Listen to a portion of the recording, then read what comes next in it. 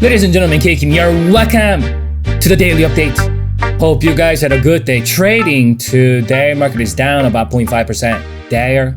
On the S&P Nasdaq did get hit today with a 2% negative along the semiconductor Dow, also 2,000 banks, energy, home builders, utilities, retail. These guys are green today. Looks like transport down, biotech also down. Healthcare and emerging market, these guys are red today. Bitcoin down, gold, silver miners are down, dollar up, oil up, treasury bond up. VIX is down a little bit. Let's do this. S&P 500 ETF. Spider! 65-minute chart here.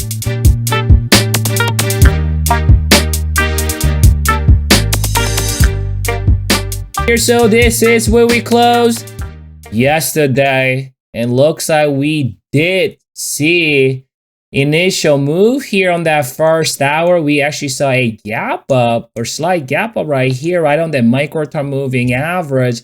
But it looks like it wasn't enough. We didn't see the follow through after the first hour. The gap was quickly filled as well.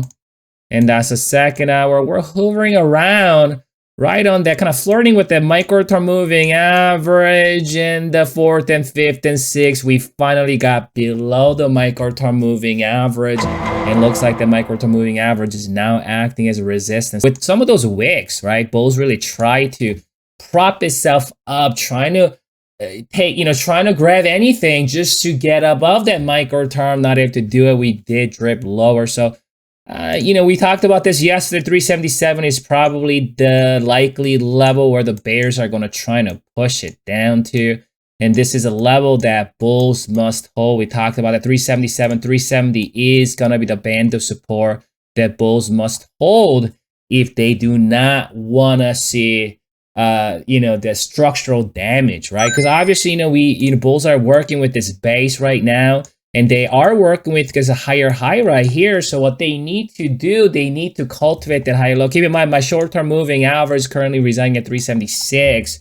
And we did see that that short-term moving average acting as support back in the 20th of October. Let's check out that oscillator.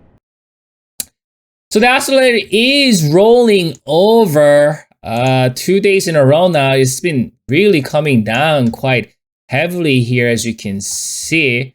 And so you can see oscillator is not hitting the oversold level yet. We still got room to go. That means bears got one more day to possibly bring this thing down to the bottom of its span. That means looks like if we do see a continuation to the downside, looks like 377 or 370 or so is gonna be the level where bears are eyeing on to bring this thing down. So it will be important and it will be interesting how this market behaves. The buyers are going to put up some fight here around 370, 371. I'm gonna come back for you.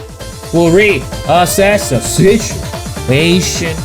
Enjoy your evening. We'll trade tomorrow.